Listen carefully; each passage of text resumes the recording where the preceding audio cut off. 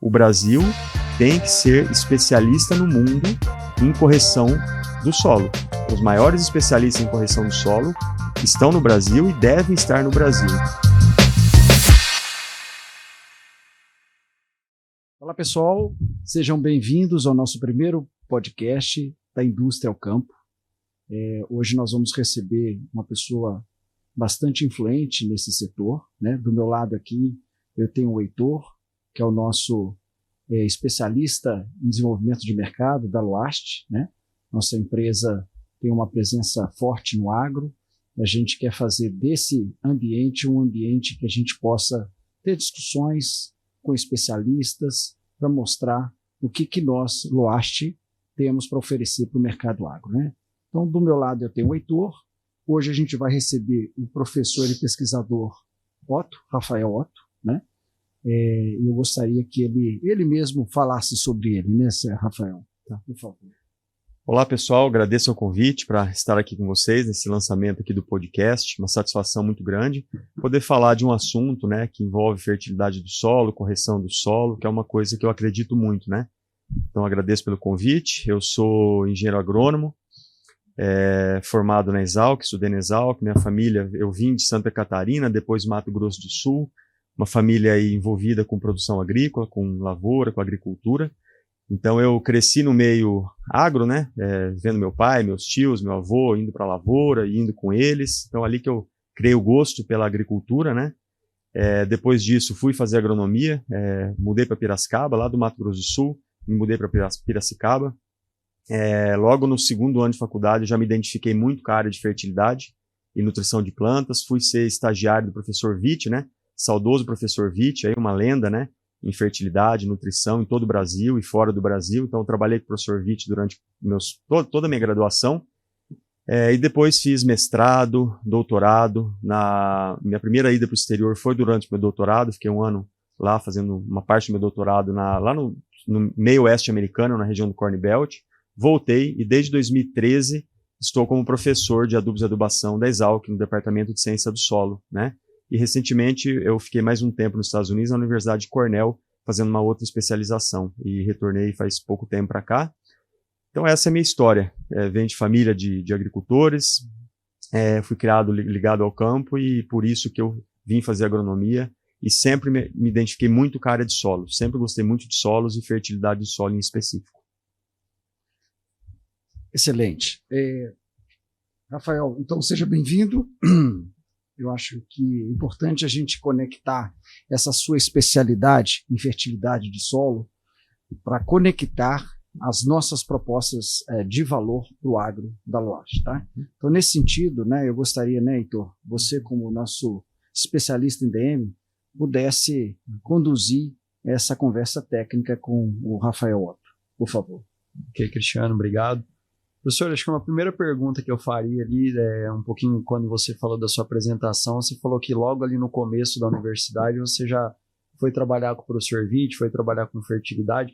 Teve alguma coisa ali na sua história ali quando você comentou ali com seus pais agricultores que te fez buscar a fertilidade do solo, essa área de nutrição mesmo? Teve sim. Quando eu estava ali com 15 anos mais ou menos, né, sempre indo para a lavoura com meu pai percebeu que eu gostava, né, e falou assim, eu acho que você tem que fazer escola agrícola. E eu fui, com 15 anos, fazer escola agrícola, dos 15 aos 18. E nessa escola agrícola que eu fiz, lá no Mato Grosso do Sul, eu tinha um professor muito bom de solos, o professor Francisco Eduardo Torres, nunca me esqueço dele. E eu gostava muito da aula dele. E ele falava, e ele é professor de fertilidade. Então ali que eu comecei a aprender sobre solo, análise de solo, interpretação da análise de solo, recomendação de adubação. Então quando eu cheguei na agronomia, eu já sabia que eu gostava de solos. Tá? Eu já sabia que eu gostava de solos. Na verdade tem uma história engraçada. O que eu mais gostava na escola agrícola era solos e piscicultura, criação de peixe. Então quando eu fui para a Exalc, eu falei, vou fazer uma das duas. E o primeiro que eu fui tentar ir atrás foi piscicultura. Não deu certo, aí eu percebi que não era o que eu gostava não. Aí logo em sequência eu já mudei para solos e dali eu não saí mais. Então essa faísca assim, ela nasceu lá quando eu tinha ali uns 15, 16 anos, eu estava na escola agrícola por inspiração desse professor que eu tive, que ali eu comecei a gostar de solos e me identifiquei com essa área que eu estou até hoje. E aí depois eu fui trabalhar com o professor Witt e só dei continuidade nessa área aí.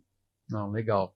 Sobre essas duas vivências que você comentou com a gente, que você teve lá nos Estados Unidos, tanto lá no meio oeste, na época da sua pós-graduação, como mais recentemente agora você teve lá em Cornell, como professor visitante. Teria alguma experiência que você trouxe lá dos Estados Unidos, algo que você viu lá na agricultura americana que te chamou a atenção e que isso te deu algum estalo, assim, você falou, não, eu preciso testar isso no Brasil, eu preciso levar isso para o nosso país? Como você bem mencionou, né, Heitor, eu tive duas experiências nos Estados Unidos, uma em 2010, 2011, em Illinois, lá no Corn Belt, no meio do cinturão do milho dos Estados Unidos, e outra agora em 2024, em Cornell, que fica no estado de Nova York, fica umas 4 horas da cidade de Nova York. Uma região já que é agrícola, mas não é o Corn Belt, é uma região que tem frutas, maçã, tem outra uva, é diferente a região. Então eu tive essas duas experiências. O que eu aprendi nos Estados Unidos? Aprendi muita coisa sobre como é a agricultura deles, mas eu aprendi a valorizar mais ainda a agricultura brasileira. Eu costumo dizer que o agricultor brasileiro, ele não tem muito o que aprender com o agricultor norte-americano.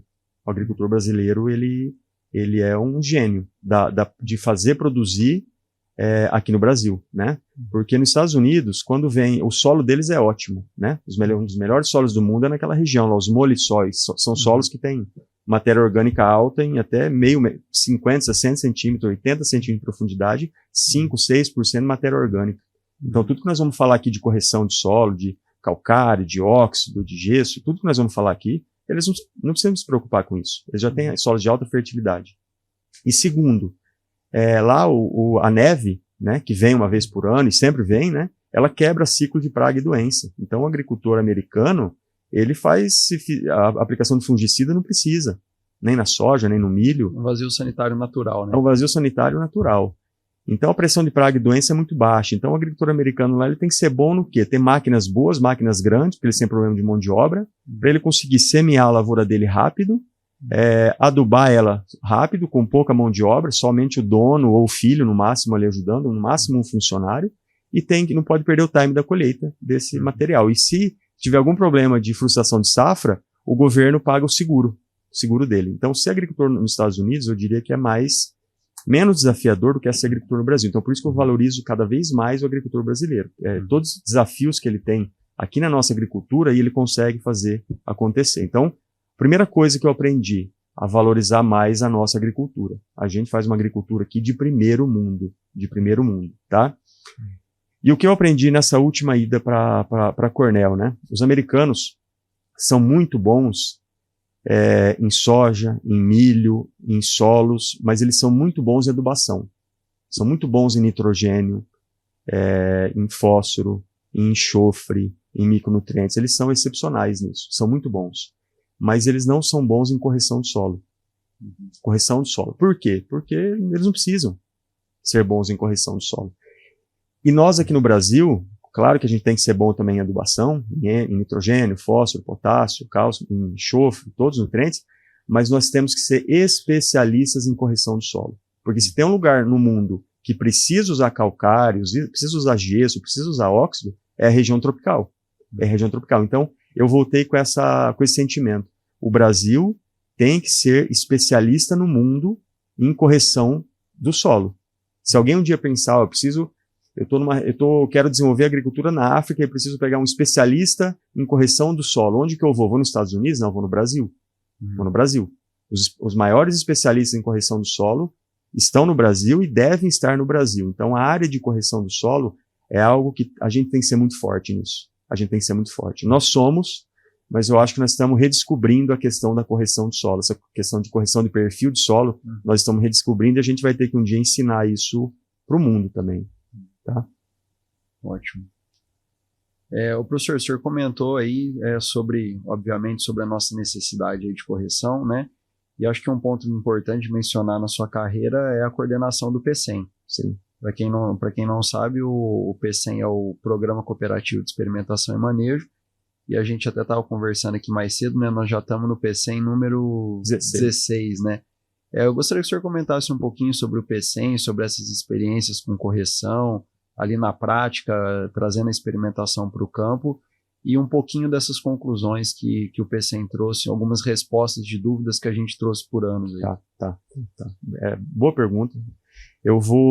Antes de eu falar do PCM, eu só queria falar que quando eu entrei na Exalc como professor, em 2013, né, eu entrei na cadeira de adubos e adubação, era o professor Witt, que era o professor dessa área, ele acabou aposentando naquele ano, e eu entrei nessa vaga. E aí o professor Witt me convidou para ser coordenador do GAP, orientador do GAP. Né? Ele criou o GAP, que é o Grupo de Apoio à Pesquisa e Extensão, que está esse logo aqui na minha camisa, aqui, Grupo de Apoio à Pesquisa e Extensão. É um grupo de alunos que foi criado pelo professor Witt em 1997. Eu fiz parte do GAP de 2001 a 2005, quando eu era estudante na Exalc, e passei a ser coordenador junto com o professor Witt do GAP a partir de 2013, tá? Em 2015, eu tive uma ideia meio maluca, né?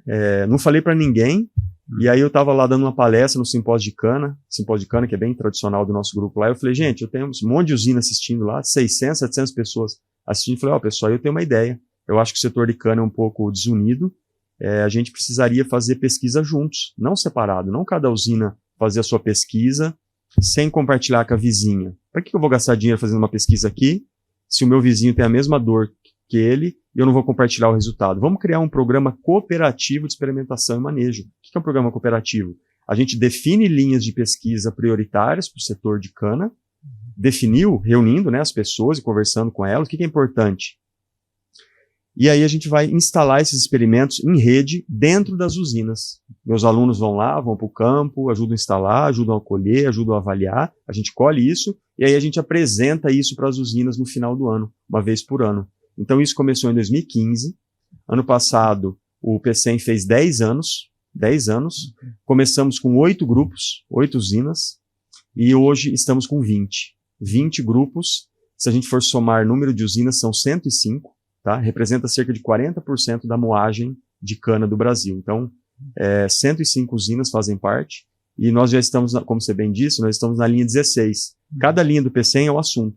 O PCM 1 foi produtividade potencial da cana. O PCM 2 foi manejo de nitrogênio. O PCM 3 foi manejo de fósforo, fosfatagem, tá? O PCM 4 foi rotação de culturas. E assim foi indo, até que nós chegamos no PCM 15, que é intensificação da correção do solo, tá? E aí talvez é por isso que eu esteja aqui, né, para falar um pouco de quais os resultados, o que a gente tem observado nessa questão de intensificação da correção do solo. Então o PCM é isso, é um grupo mantido, eu como coordenador científico, a Sara da minha equipe como coordenadora técnica, uns 20 alunos de graduação trabalhando nisso, e as usinas fazendo parte do conselho. Elas pagam uma mensalidade para pagar os custos do projeto, e a gente monta projetos, experimentos dentro das usinas. E com isso a gente tem avançado muito em recomendações de manejo para cana. Muita coisa boa já surgiu do PCM. E professor, empresas como a nossa, Loaste, como é que ela pode colaborar nesse processo aí também? Como é que você vê isso?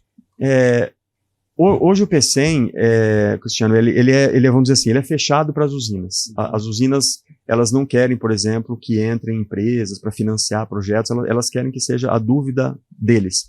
Mas, por exemplo, como a gente tem contato com muitas empresas, assim como eu tenho com vocês, eu tenho com outras empresas, a gente ouve a demanda da usina e, por exemplo, a demanda da usina agora é óxido, nós temos que estudar óxido. Eu conheço a Loaste, já visitei a Loaste, sei da qualidade dos produtos dele. Podemos pegar o produto da Loaste? As usinas falam, não, pode ser. Então é assim que a gente acaba envolvendo as usinas, acabando pegando produtos que estão no mercado de qualidade, que a gente sabe que tem qualidade, e aí a gente acaba testando isso dentro da usina. Perfeito. Então nessa direção, gostaria, Heitor, que você explorasse um pouco com o professor Otto, exatamente, ele falou em óxidos, né? A gente tem essa correção de solo clássica, histórica, né, que precisa ser revisitada sempre através de calcário, né, que a gente chama de carbonatos, e agora a gente entra em uma outra tecnologia, que é de óxidos e hidróxidos, né? Eu acho que você poderia explorar um pouquinho esse tema com ele, né?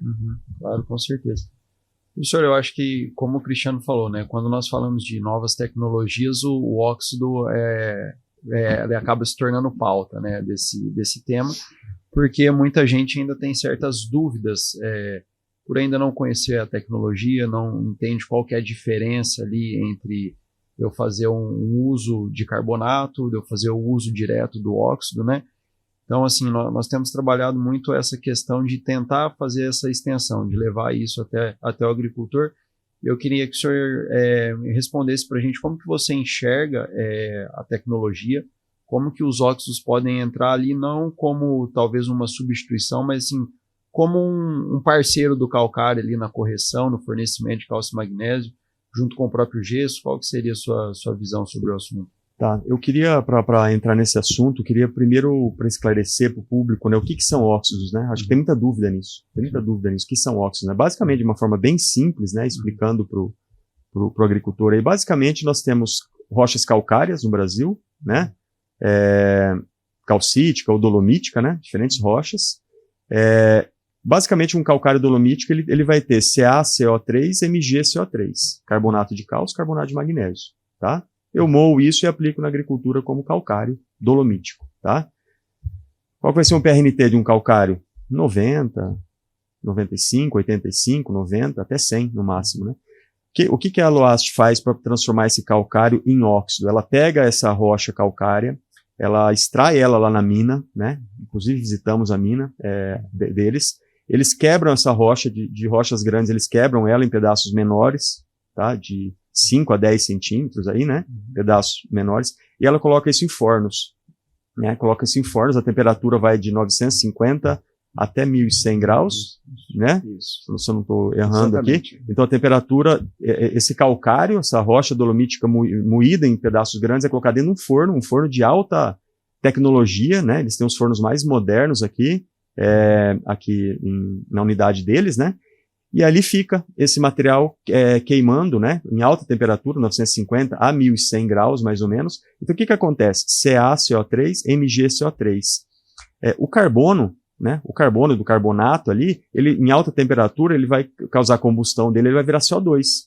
E ele vai embora. Ele vai embora na forma de CO2. Então, o que vai ficar agora? Vai ficar CaO.MgO. O carbono foi embora. Então, agora eu tenho óxido. Então, de forma geral, entra mais ou menos 2 toneladas de rocha calcária dolomítica lá em cima, dentro do forno, e vai sair mais ou menos uma tonelada de óxido. Um material muito mais reativo, né? Muito mais concentrado, né? O PRNT desse material chega a 160, 170 às vezes, né? Por quê? Porque eu tirei o carbono ali. Então, é um material óxido, pessoal, é um calcário melhorado.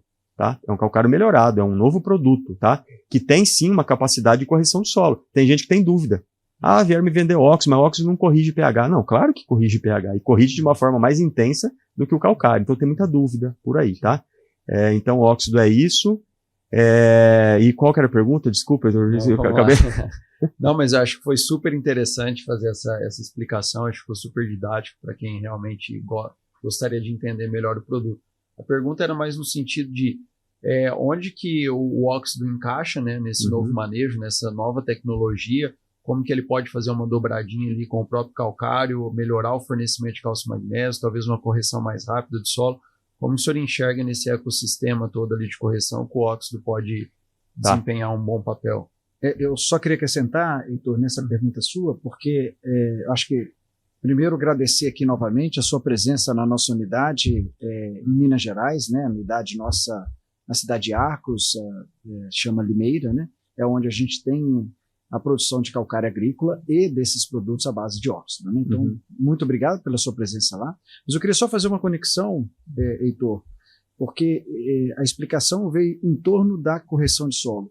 Mas se o senhor pudesse também explorar um pouco da questão da nutrição de cálcio e magnésio que ele confere uma velocidade mais rápida. Sim, tá bom.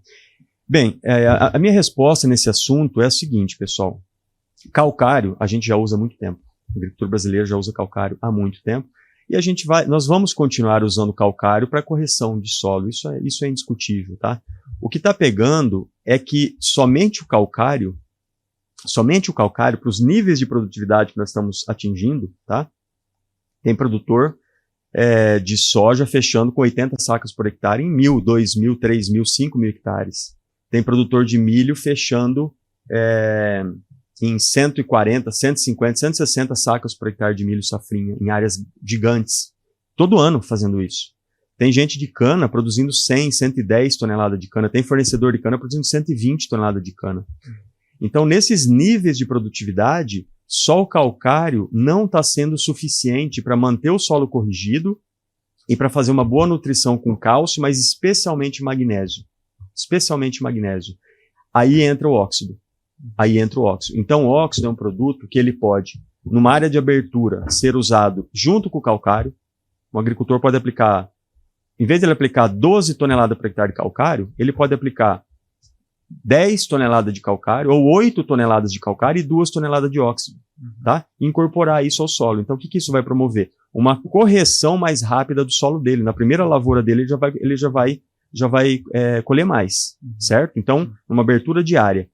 E numa manutenção de um plantio direto, por exemplo, nós já temos um produtor na região do Uberlândia que eles querem aplicar magnésio na lavoura. Porque, de novo, somente o calcário não está sendo suficiente para manter teores bons de magnésio no solo. O cálcio aumenta.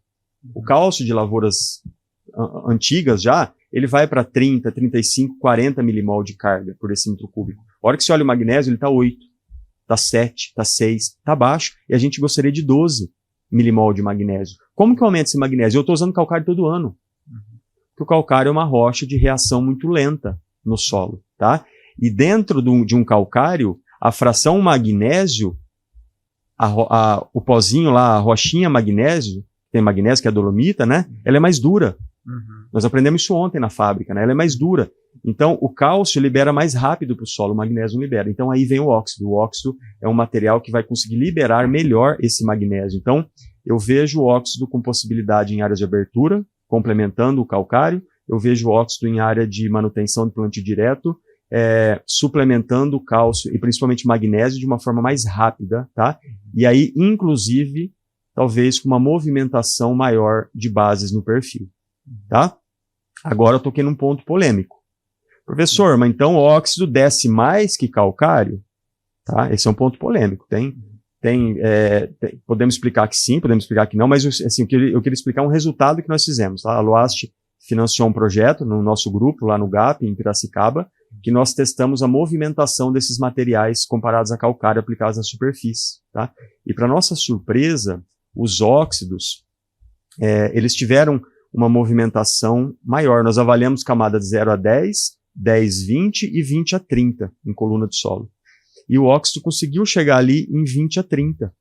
Em 20 a 30. O calcário ficou muito 0 a 10, um pouquinho 10 a 20, e o óxido conseguiu vencer isso. E aí tinha um produto, que é um produto que eu gosto muito, que vocês lançaram, que é um produto que é óxido misturado com gesso, né? Isso aí, professor. Eles têm um produto que é o óxido misturado com gesso. Qual que é o nome do produto? O Oxfertil 5418 com 7% de enxofre.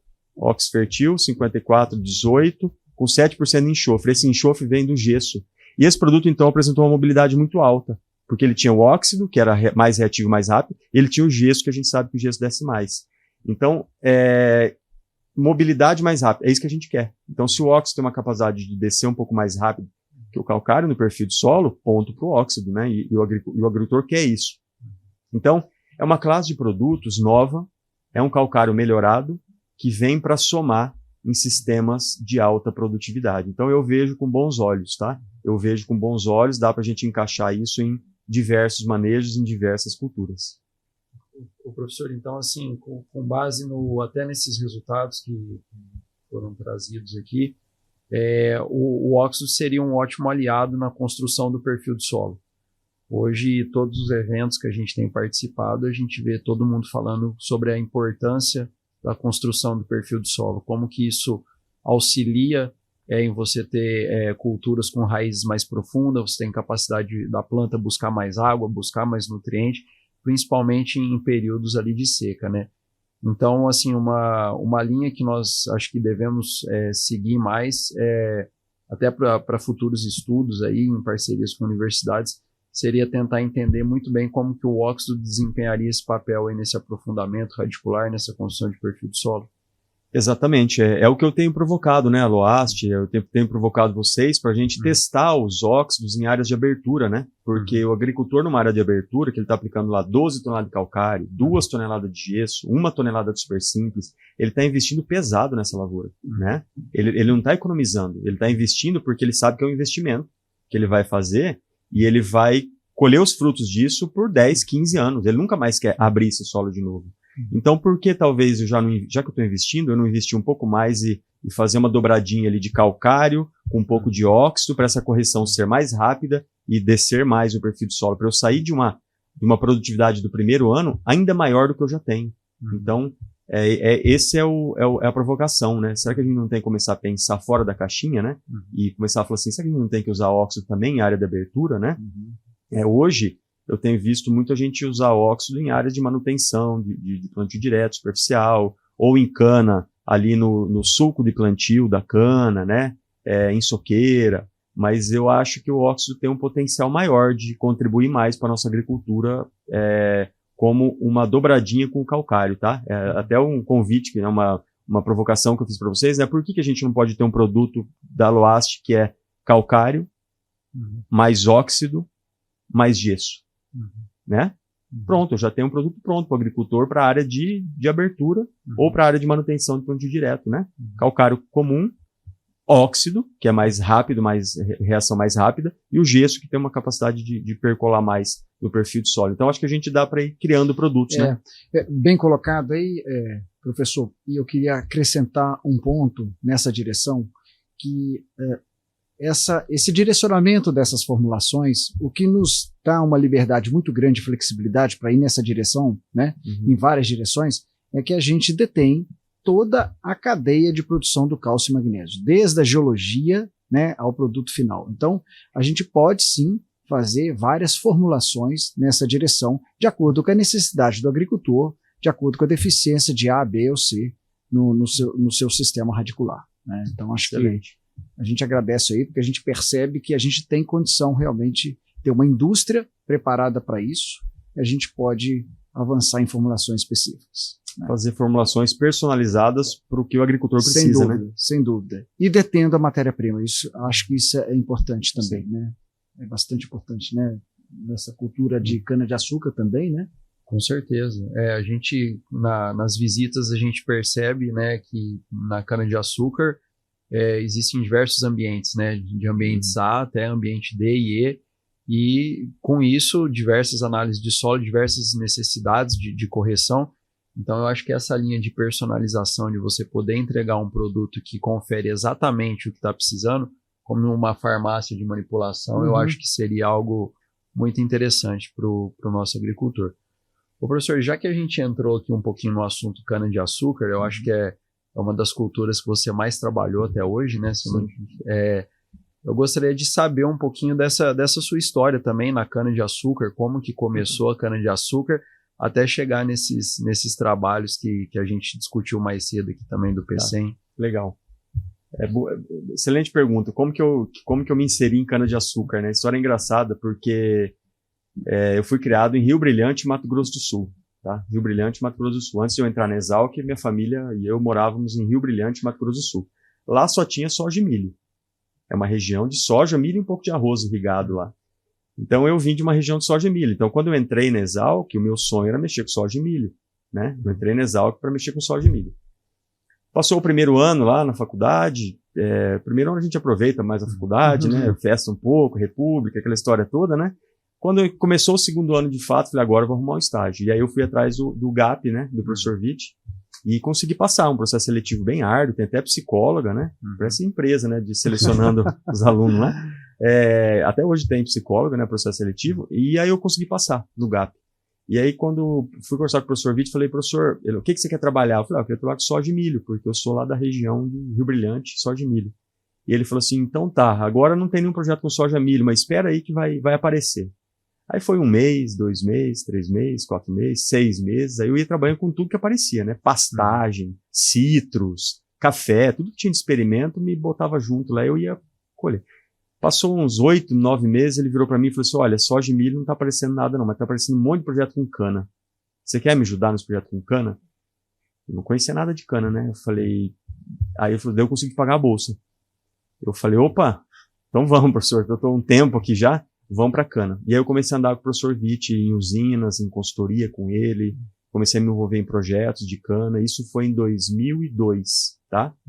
2002. Meu primeiro contato com a cultura da cana. Então, meu grande mestre aí na cana foi o professor Witt, foi o professor Pedro Henrique, que também era um co-orientador do GAP, andei muito com o professor Pedro Henrique também, foi o professor Jairo Maza, que era nosso professor de manejo de solo na época, andei muito com o professor Jairo Maza, e, por último, foi o professor Paulo Trivelin, que foi o meu orientador de mestrado, doutorado e pós-doutorado. Então, foi meu orientador que eu trabalhei no projeto que ele tinha temático nas usinas Santa Adélia, São Martinho e São Luís de Pirassununga. 3 áreas que a gente tinha experimento. E eu fiquei aí 2 anos no mestrado, mais 4 anos no doutorado trabalhando com cana. Então, essas são as pessoas que me ensinaram um pouco de cana do que eu sei hoje, né? Sou muito grato a todos eles aí. A todos eles. Legal. O professor, aí falando então propriamente dito da cultura, antes da gente entrar nessa questão técnica do manejo, o que você pensa da cultura da cana-de-açúcar para 2026? É um ano de margens mais apertadas, questões climáticas, assim, o que o agricultor, o que o pessoal das usinas pode esperar para 2026? O setor de cana viveu anos bons, né? 2, 3 anos bons de preço, né? Açúcar, os estoques reduziram muito e o preço de açúcar foi muito alto, né? Tinha usina vendendo açúcar a 24, 25, 26 cents. O valor do açúcar, preços muito bons, e 2026 começou como um ano desafiador, esse preço de açúcar reduzindo aí para 0,16, 0,14 cents, né, por libra peso. Então, o preço caiu muito e isso traz um impacto no orçamento das usinas, tá? Inclusive, para 2026, estima-se que a rentabilidade do etanol vai ser melhor que a do açúcar, né? Por 3 anos passados aí foi o contrário, o etanol não estava remunerando quase nada, e o açúcar estava. Então agora, esse ano, as usinas tendem a aumentar o mix para álcool, reduzir o máximo que der para açúcar, e é ano de segurar, apertar o cinto. É ano de apertar o cinto, reduzir, queimar gorduras aí, né? E apertar o cinto para passar esse ano. Então é isso que está acontecendo nas usinas agora. Professor, o que eu posso segurar? Que manejo que eu posso deixar de fazer ou fazer menos, que eu consiga economizar um pouco para passar esse ano, mas que não me penalize produtividade no ano que vem. Então esse é o quebra-cabeça que a gente tenta ajudar as usinas a montar, sabe? Aonde tirar, mas que não penalize ano que vem. Porque tirar é fácil, né? Eu vou cortar adubação, vou cortar calcário. É a coisa mais fácil do mundo, uma canetada você corta milhões, economiza milhões, né? Só que aí o que você deixa para o ano que vem no seu canavial? Então a gente tem que ir sendo mais cirúrgico, né? Eu vou tirar os excessos aqui. Então o ano da cana é isso daí, é um ano de margens mais apertadas. Perfeito. Nessa direção aí, falando de cana, né, a gente sabe que tem uma prática cada vez maior aí do uso de vinhaça na fertilização, né? Como é que o senhor enxerga essa questão do óxido dentro da vinhaça? Tá, excelente pergunta. É uma pergunta que as usinas têm nos feito, né? Contar a história desde o início. Há uns 2 anos atrás, 3 anos atrás, quando eu visitei a usina Viterra, a primeira vez, eles me falaram disso, e eu fiquei com medo. Eu confesso que eu fiquei com medo há 3 anos atrás, porque a vinhaça localizada é uma realidade hoje, a adubação de soqueira. Tem usina que 95% da área deles é adubação de soqueira com vinhaça localizada. A vinhaça é um resíduo, né, da fermentação do etanol aí, é ácida. A vinhaça é ácida. Você mediu o pH da vinhaça, tem pH 4, 3,8, 4. Então, o que a gente faz? A gente acaba aproveitando essa vinhaça para adicionar fertilizante nitrogenado nela, né? UAN, ureia, principalmente ureia, que é o que as usinas até montaram plantas de dissolução de ureia para acrescentar na vinhaça localizada, tá? E aí, quando a gente aplica essa vinhaça localizada enriquecida em cima do solo com ureia, as perdas são reduzidas, muito reduzidas, por conta da acidez da vinhaça. Ela faz com que as perdas sejam reduzidas. Por exemplo, se eu aplicar uma ureia na superfície do solo em cima da palha, a perda de amônia por volatilização pode chegar a 20% a 30%. Se eu pegar essa mesma ureia, dissolver na vinhaça e aplicar 30 metros cúbicos por hectare de vinhaça com ureia dissolvida, essa perda cai para 7. De 30 cai para 7. Isso foi medido. Trabalho do Heitor Cantarella. Foi medido. Então, a própria vinhaça tem uma capacidade de percolar essa água, essa vinhaça essa ureia no sistema, né? Incorporar ao solo, e a acidez dela ajuda a reduzir a volatilização. Aí quando veio a pergunta, professor, estou querendo colocar óxido dentro da vinhaça, arrepiou. Porque todo o benefício daquela acidez da vinhaça eu vi sendo perdido, né? Mas beleza. O que eu falei para eles? Vamos estudar? Vamos estudar? Aí nós fomos para dentro de casa. Algumas empresas financiaram algumas pesquisas nessa linha, né? Porque as próprias empresas também não são loucas, né? De fazer uma coisa que não dá certo. Realmente, professor, vamos testar. Aí nós pegamos vinhaça de algumas usinas, levamos para dentro de casa, montamos experimentos em câmaras de incubação, testando vinhaça com a mistura desses óxidos, ou líquidos ou sólidos, mas sempre mantendo uma relação de pH, o pH não passar de 7. Sempre a nossa meta foi o pH não passar de 7. E para nossa surpresa, já fizemos 2 experimentos com isso, de empresas diferentes, de vinhaças diferentes, e a adição desses óxidos em quantidades coerentes, né, não deixando o pH passar de 7, ela não potencializou a volatilização da amônia e da ureia.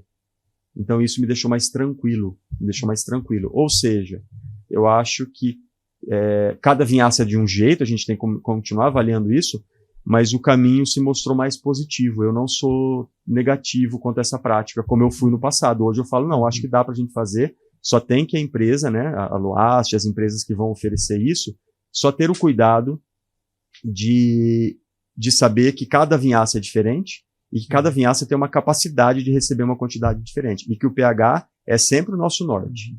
Sempre o nosso norte. E isso viabiliza, então, a adição de cálcio e magnésio nessa vinhaça, né? Sim. Que eram elementos que precisam também fazer a composição aí desse fertilizante, né? Sim, sim. Quem sabe, né? Os grupos já estão me perguntando, grandes grupos aí, professor, se eu fizer uma incorporação de calcário na implantação do meu canavial, dobrar a dose, incorporar aquarado, fazer uma correção muito bem feita na implantação do canavial, numa área de reforma, numa área de expansão, será que eu não consigo manter o meu sistema aplicando doses de cálcio, magnésio e enxofre misturados na vinhaça todo ano, após primeiro, segundo, terceiro, quarto, quinto corte, sem a necessidade de aplicar calcário e gesso em soqueira? Pergunta boa, né? Eu falo, olha, se você vai fazer uma correção bem feita na implantação do canavial, quem sabe você suplementando a exportação a quantidade de cálcio, magnésio e enxofre exportado pela cana todos os anos, a gente consegue manter o sistema. Aí nós só vamos aplicar corretivo de novo na renovação do canavial. Então, é uma coisa disruptiva isso. É algo que nós estamos aí de olho e pode ser que venha isso para o setor. Perfeito. Perfeito. Bom, estamos seguindo aqui para o final. Te agradecer, Rafael, mais uma vez aí pela presença, né? Eu queria que você desse aí uma dica de ouro aí para os seus fazendeiros, para os seus clientes. Tá. A dica de ouro volta àquilo que eu falei, né? O Brasil, nós precisamos ser especialistas em correção do solo. O agricultor de soja, o agricultor de milho, o agricultor de cana, o pecuarista, todo mundo, a gente precisa tratar muito bem nosso solo e corrigir muito bem nosso solo, tá? Felizmente, tá na moda falar de perfil de solo. Tá? Então, usar muito bem calcário, usar muito bem gesso, usar muito bem o óxido misturado com isso daí ou em associação com esses produtos para corrigir perfil de solo em áreas de abertura e também o uso consistente desses produtos em manutenção do plantio direto na superfície, tá? Então, acho que essa é a dica, manter o solo corrigido. Quando eu tenho perfil de solo corrigido, eu tenho lavoura estável, né? É muito melhor um produtor de soja que colhe 80 sacos de soja esse ano e ano que vem, no ano ruim de chuva, ele colhe 70. É muito melhor isso do que um produtor que não tem perfil de solo, que colhe 80 no ano bom e no ano que não chove ele colhe 60. Isso quebra o fluxo de caixa dele, quebra o agricultor. Então eu tenho que ter estabilidade produtiva. E investir no solo, em correção de perfil de solo, ajuda ele a ter estabilidade produtiva. Isso é para soja e milho, isso é para cana também. Usina que investe bem em correção do solo, flutua pouco a produtividade dela ao longo dos anos. Ano ruim cai, mas cai 5 toneladas, não cai 15 toneladas. Então, invistam no seu solo. Muito bom. Queria agradecer então mais uma vez. A gente vai para o final. Heitor, muito obrigado também pela sua presença aí. Obrigado, né? Cristiano. Eu sou especialista em DM. A gente está fortalecendo o time da Loast para que a gente possa ter mais resultados ainda no agro. A gente já tem uma história importante no agro, né? A gente já vem trabalhando com vários produtos aí há mais de 10 anos, né? Então, esse primeiro podcast aqui é para ajudar a gente a repensar essas técnicas de manejo e de fertilização através, seja de carbonatos, seja de óxidos, seja de misturas, né, como fonte de cálcio e magnésio, e que seja boro, que seja enxofre, né, a gente está preparado para isso. Então, se vocês gostaram, pessoal, a gente quer convidá-los para poder assistir aos nossos podcasts. Esse foi o primeiro, né, da indústria ao agro, né. Então, a gente agradece aí mais uma vez a participação.